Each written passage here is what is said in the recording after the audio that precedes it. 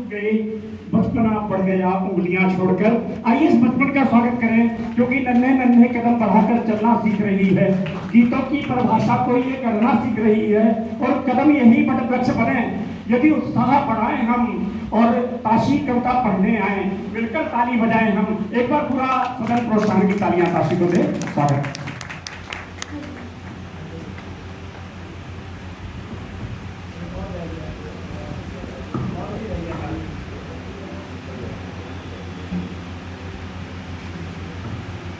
तो आप सभी को मेरा नमस्कार, और मैं हूँ ताशी श्रीवास्तव और मैं कक्षा 7 की छात्रा हूँ।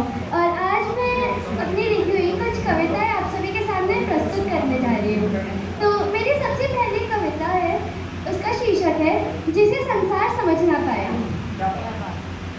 आओ सुनाओ एक कहानी जिसकी असलियत सबने ना जानी। ये कहानी ऐसी कहानी जो सबके कानों तक पहुँच ना पाई।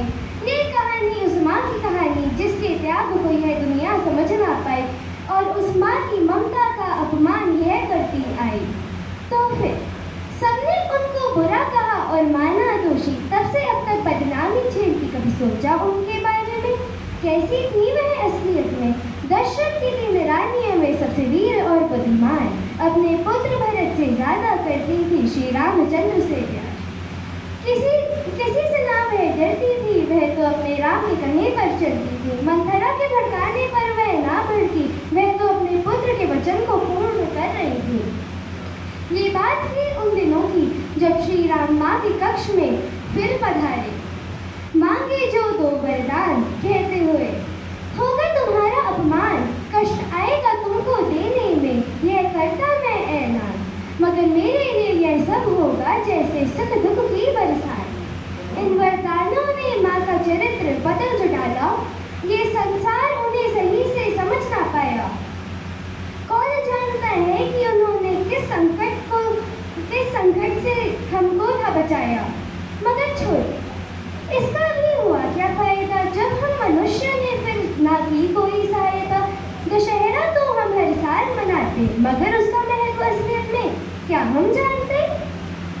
इस कलयुग की चपेट में हम सब हैं जो आए, उन असुरों से भी अधिक पापी बने हम हैं आए।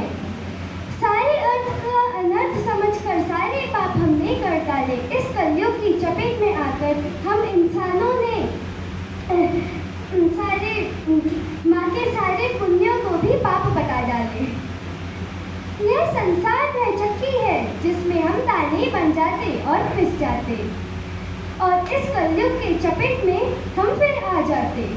मगर जो ज्ञान प्राप्त कर जाते हैं वह बने रहते हैं और स्वर्ग का आनंद प्राप्त करे आते। तो फिर ना वह डरी, ना वह झुकी, ना वह अपने वचन से मुड़ी। स्वयं को दोषी बताकर जग को उन्होंने बचाया, उनका नाम हम सबने कह के बताया। आप सभी का धन्यवाद। तो अब मेरी एक और कविता है। कोई चलिए, लेकिन मैं हाँ